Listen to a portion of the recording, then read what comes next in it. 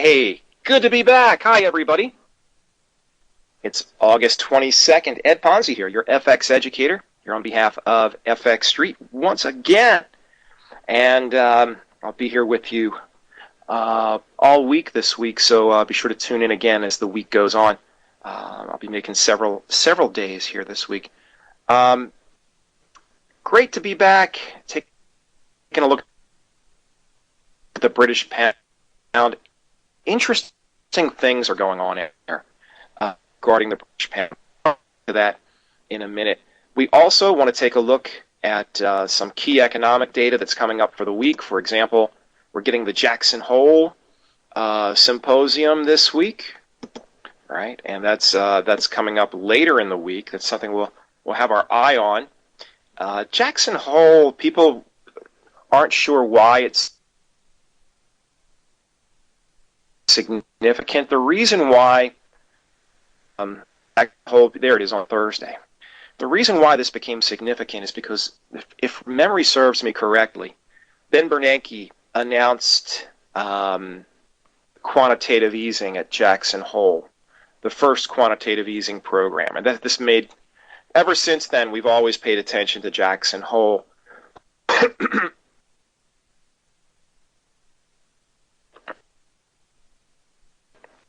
So that could be a big deal this week. Usual economic data coming up as well. So if you do have any questions at all, whether it's about technical, fundamental, or otherwise, just let me know, and we'll get to those questions right away if we can. Glad you're back. Well, I'm glad to be back too, Ron. Thank you very much. Very kind of you.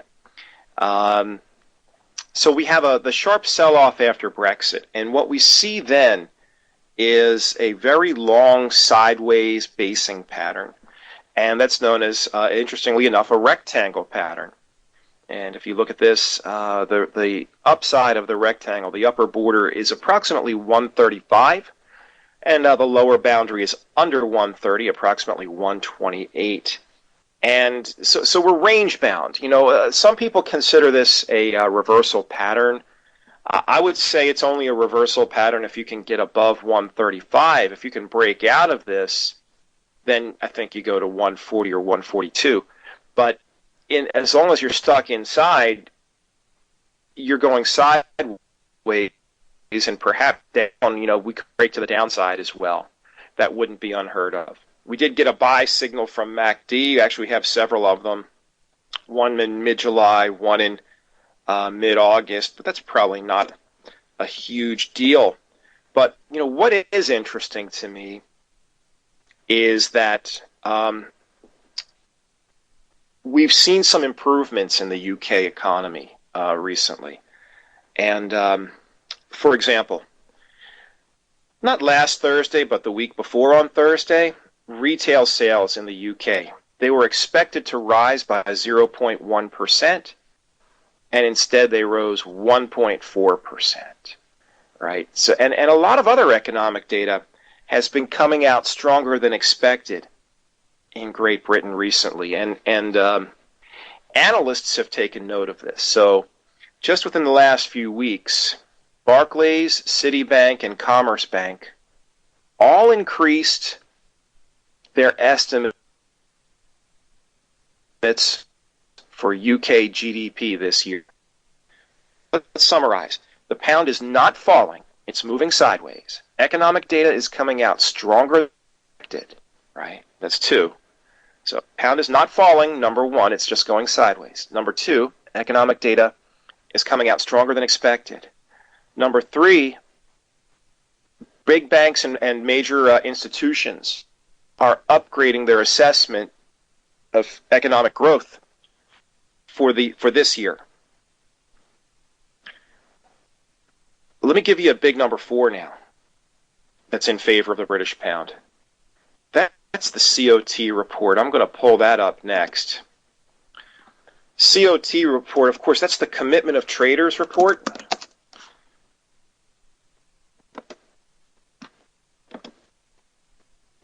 And if we go down, I'll refresh your memory on how this works, right? We'll start at the top with butter. Okay, we're not trading butter, but somebody out there is, darn it. There's three segments we need to worry about. Well, there's three segments total.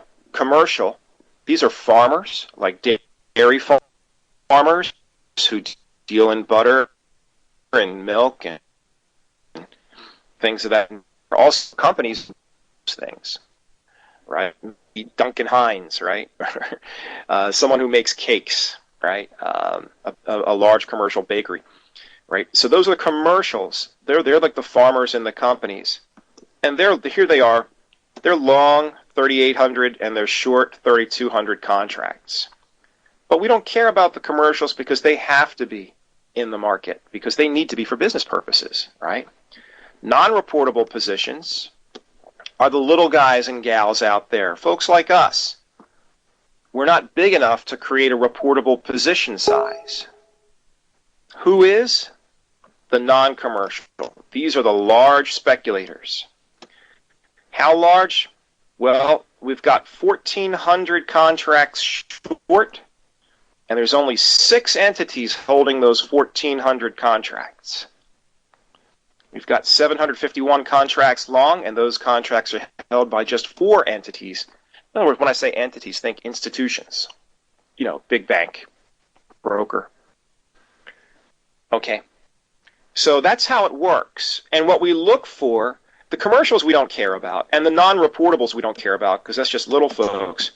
But the large speculators, if they all get on one side of the market, it can move the other direction and create a rally the other way very frequently. And right now, you see there's twice as many contracts short as long. Now, these are speculators. So think of them as think of the future transactions. The 751 contracts that are long, right, will eventually be closed. So 751 contracts will eventually be sold. How do I know this? Because these are speculators, right? These are not the commercials. These are the speculators. So think of the longs as future sellers and the shorts as future buyers.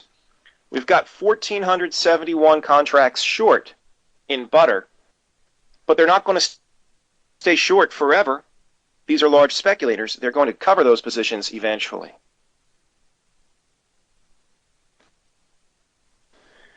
Now, you and I, butter, we probably don't about butter all that much, but I'm just explaining to you can apply the same when you apply it to things like butter and wheat and milk, because really that's why the future exists. It exists so that farmers can lock in a price for their crops or for their milk, or if they're dairy farmers, right? They need to lock in a price to see how much money they're going to get for their product. And the companies that purchase the milk and the butter and the wheat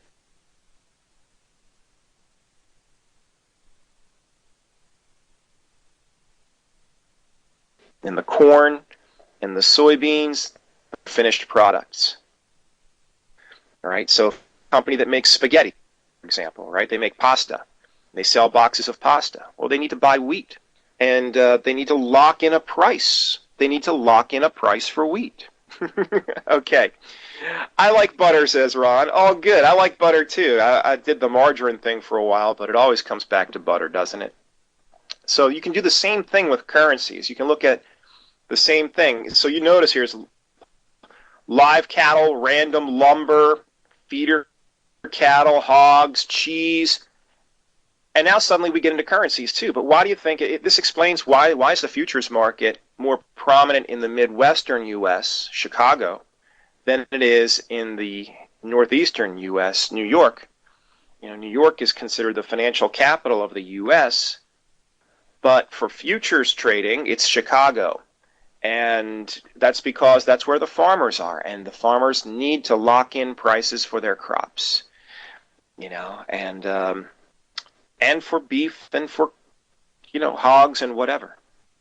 But we also have the same contracts, similar contracts for currencies. And what we were discussing originally was the British pound. Here you see the British pound, and wow, all I can say is, wow. You talk about a lopsided, one-sided market. 30,000 contracts short versus just 35, almost 36,000 contracts long.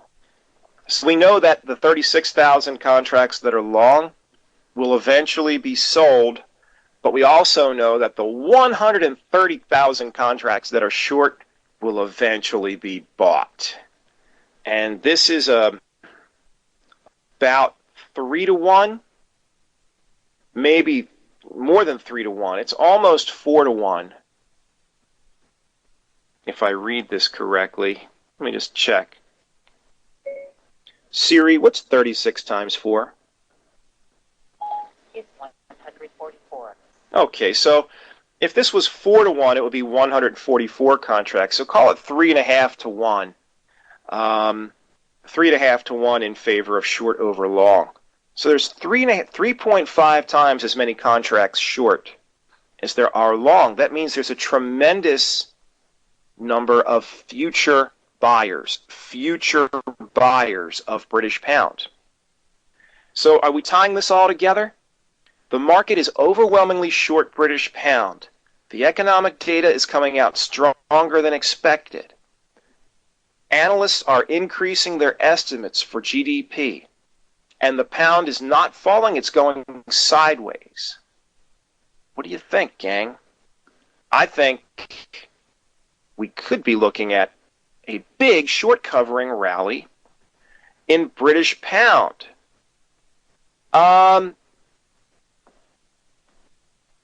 Well, will support hold is a question. I mean, this is a good point. What I don't really know here is the timing.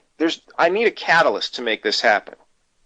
In other words, when I look at this portrait, 36,000 contracts short, 130,000 long, I see a situation that is highly flammable, but that doesn't mean that I know when the match is going to be struck. Does that make sense? I see a forest brown and full of kindling. I don't know what list to light the flame. And before that flame gets lit, this could be, and Ron makes a really good point, this doesn't have to go up. This could go down. This could break support. It could break 128 and go lower. And certainly most of the analysts think it will. And that's part of the reason why I'm thinking about taking it the other direction. Most analysts think this is going to go down. They could be right. Anything could happen. The only news in the U.S. is interest rates. Right? Right. But the news in the UK, right, short covering rally means you see all these shorts, eventually they're going to cover. They hope to cover at a profit. That's short covering. But let's say that something scared them. You got to put yourself in their shoes. Okay, think the way they think. All right? Think the way they think. So if the British pound starts rising, well, if the British pound keeps falling, they'll be perfectly happy. But if the British pound starts rising, they're going to feel terribly nervous. And if it begins to rise quickly, they might panic to get out of the trade. Now, since so many people are short, and so many contracts are short, I should say, since so many contracts are short, if they try to cover all of these contracts at once, what's going to happen? Well, think about this, right? Trade. Right? You sell to get out of a long trade, but a short trade, how do you get out? How do you exit a short trade? Buying or selling? You buy. You buy, says Ron, and that's correct. You buy. Right? So there's a tremendous potential for buying, just looking at the way the shorts outnumber the longs on this chart, there's tremendous potential for buying for a short covering rally. And that can sometimes take the shape of panic buying, right? People, oh my gosh, we're on the wrong side of the trade. What are we going to do? We have to get out. We have to get out now. Short covering rally can be hard to catch if you are not already long. This is an accurate statement by Abdul Ahmed. Short covering rally can be hard to catch if you're not already long. Yes, of course, right? And because it can happen very quickly, it's almost like panic buying. And because of that, yes, you have to already be long to be in. So I don't know when this happens, but it looks like there's a lot of potential for it to happen. What remains is a catalyst. There is no catalyst. At least none that I can see. But we do know that the British pound, or the UK, right, the Bank of England, has already cut interest rates once. And they will very likely cut interest rates again. We know that they are already instituting quantitative easing, right? So, to some extent, these things are already priced into the market. Okay, someone keeps asking about August 16th, so let's take a look.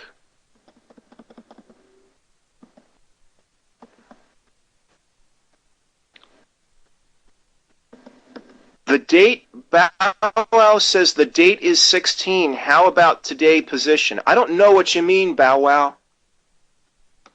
The date is 16. The date is 22 where I am. Okay, but I don't know about... Oh, Abdul Ahmed, the date is 16. I don't know what you mean. How does August 16 reflect today's position? Oh, I gotcha. Okay, I understand. Over here. All right. If I look at a calendar, now these figures are updated every Friday. So this past Friday was the 19th. But the positions are as of the previous Tuesday. That's the 16th. So, yes, this is the most recent statistic that they're willing to give us is as of the 16th. Now, I think that's absurd. Right? I think it's absurd that this is as of the 16th.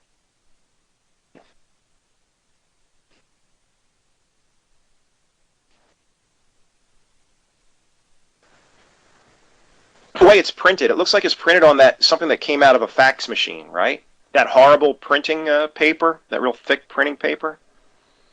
And it's absurd, but that's the most recent data that we have. That doesn't mean the data is incorrect. It just means that that's the most recent data that we have. So the information is released every Friday, but the information is always as of the previous Tuesday. Why does it take them 3 days to compile and then report the information? It should take 3 minutes, in my opinion. This is totally absurd. But I sincerely doubt that this has changed much over the past week because the British pound hasn't moved very much in either direction. So what I see here, like as of the 16th, I mean the 16th is here, right? So the pound has moved up maybe a little bit, maybe 100 points or so since the 16th. So, but not, it hasn't, the pound has not made a big move, so I don't see this being very different in reality than what we're seeing here. Okay. They also, by the way, they report the previous changes. What can you tell from looking at this? They added, the shorts added 4,500 contracts since the previous week, whereas the longs only added 367 contracts over the previous week. Gotcha. That's what we're talking about. I did not understand the question at first. Okay. So yeah, it's not up to the date, up to the minute information, but this is the best they're willing to give us at this point, which is completely absurd. And somebody points out the yen is also very strange if you look at it, right? And this is true also.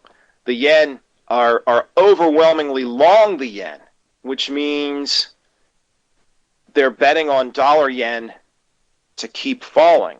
That means because if dollar yen falls, the yen rises, and they're long the yen.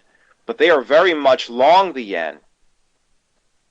And again, if the Bank of Japan intervenes, they would find themselves on the wrong side of the trade. So all of these people are betting that the Bank of Japan is not going to intervene. That's kind of a crazy bet, isn't it? I mean, I don't know if the Bank of Japan is going to intervene or not. I'm not betting on them to intervene yet. I probably will be in the not too distant future if dollar yen keeps heading south. But these people are betting against it, perhaps unwillingly. So imagine that Bank of Japan comes in, right? Bank of Japan comes in, and they push dollar yen higher. Then all of these people are on the wrong side of the trade, and they start to cover. I mean, long start to bail, and dollar yen goes higher. So really, you have two scenarios setting up. Euro is also getting a little bit out of hand, almost 2-to-1 on euro. 195,000 contracts short, 103 contracts long. That's about a 2-to-1 difference. It's about a 2-to-1 differential, whereas yen is close to the 3-to-1, maybe 2.5-to-1, and British pound is 3.5-to-1. So big imbalances, at least as reflected by the futures market. We have some very large imbalances here. And that, folks, could mean big moves in the opposite direction, but particularly for the pound, right? Particularly for the pound, because this is the one that is the most out of balance. And I think maybe people were listening a little bit too closely to all that gloom and doom, all that post-Brexit gloom and doom. Maybe, was a little bit exaggerated, because we are seeing Citibank, Barclays, and Commerce Bank all raised their estimates for 2016 GDP within the past few weeks. I'm talking about UK GDP. Okay. All right. Let's take a look at some of the other questions that have come in. Yeah, it's fascinating stuff, isn't it? Pan says, what are the commercials again? Those are the farmers and businesses. So in terms of butter and milk, those are farmers. But what about British pound? Commercial would be folks in the UK who are doing business with US companies and folks in the US who are doing business with British companies. And here's an example. Let's suppose you own a company in the UK and you have employees in the US. You have U.S. branches and you have U.S. employees. You can't pay those employees in British pounds. They have to be paid in U.S. dollars. So you need U.S. dollars, right? Or if you are an American company and you are maybe you're buying out a British company. This happened a couple of times recently, right? American theater chain known as AMC purchased Odeon Cinemas in London, right, in the UK, for $1.2 billion. Well, because the pound is weak, that makes those Odeon Cinemas, it makes them cheap. It makes them inexpensive to buy. There was also a big semiconductor, a chip maker, ARM, British company. They're a supplier for Apple. And they were purchased by a Japanese company named SoftBank. Again, probably because British pounds fell so hard against the yen those companies become cheaper in terms of yen or in terms of US dollars. And so we're seeing those companies are getting scooped up. Okay, all right. And definitely short covering can be hard to catch if you're not already long, so you kind of have to be ready for it and just thinking ahead. I'm trying to think ahead a little bit. Still don't know exactly how I'm going to get into this trade, but I'm thinking ahead that I'm going to want to get into this at some point. So the commercials are basically businesses or farmers. I'm shorting cable after rallies and moving stops quickly, says Pan on Fire. Well, you know what? That's a smart man right there, or woman. I don't know. You could be anything. I don't mean to be gender specific. But it certainly could be a good strategy because Pan on Fire recognizes that there might be a short covering rally. At the same time, Pan on Fire is probably going with a trend or has some other strategy in mind. But Pan on Fire knows they could be on the wrong side of a short covering rally, so when he or she does short, they use close stops, right? Because they know that this thing could turn around at any moment and whip the other way. Especially around 134, says Pan on Fire. Yeah, I'm looking at the chart. I'm thinking if it gets above 135, then it's definitely broken out of this range. But really, if you cut out the wicks, you could draw this down to 134, I think, rather pretty much 134 if you cut out the wicks and just worry about the open and closing prices. Then you could say, yeah, above 134, really got to watch out in that vicinity because that's where the breakout would occur if it does occur in the near future. Great questions coming in. I'm really enjoying the participation, folks. Strain times, especially with the yen. Certainly, yes. If the U.S. increases interest rates, will that help the yen? If the U.S. raises rates, I think the yen, the dollar strengthens, right? Most likely. And if the dollar strengthens, then everything else weakens against the dollar. So the yen would weaken. And so that would help the yen in terms of what the Bank of Japan wants to see happen, right? They want to see the yen fall. So yeah, it would help the yen in that sense if the U.S. does raise rates.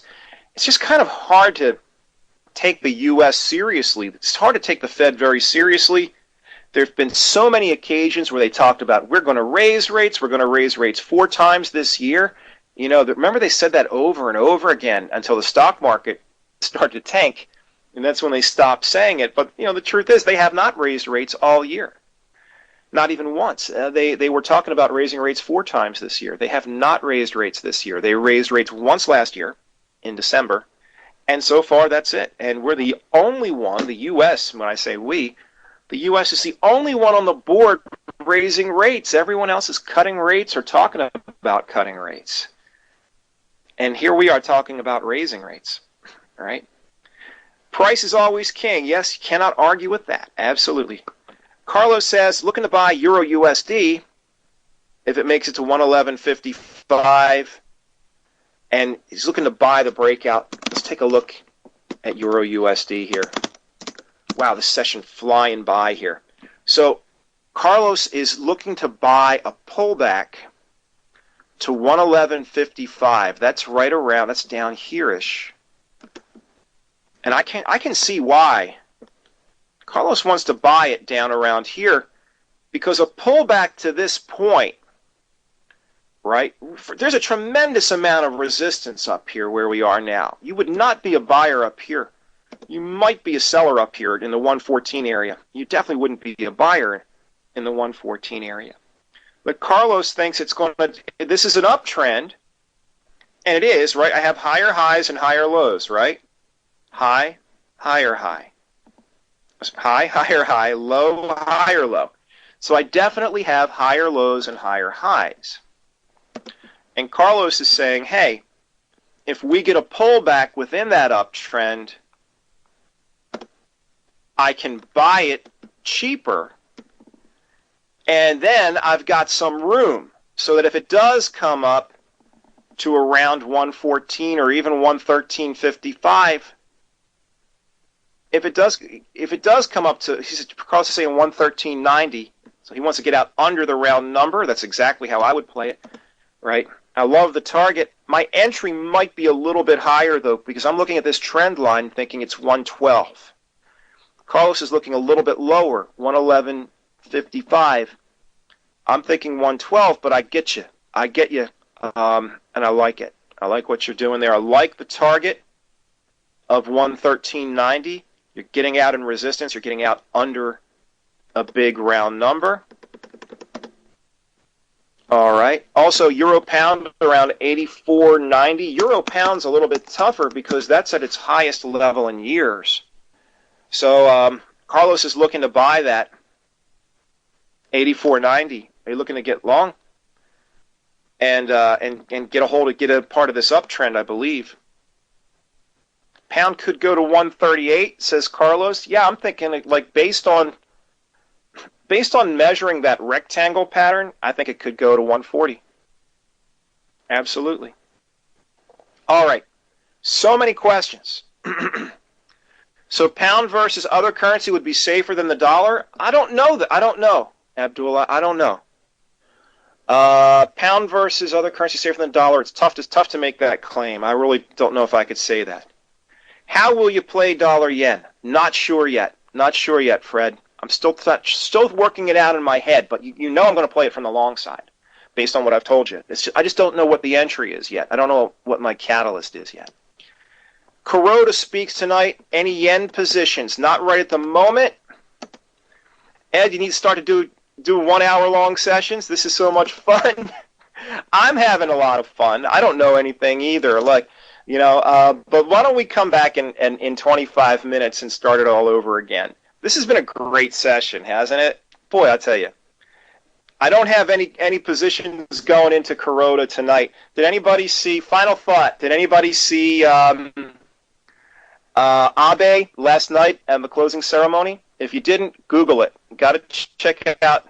Shinzo Abe closing ceremony. I'll see you back here at the top of the hour. Thanks very much.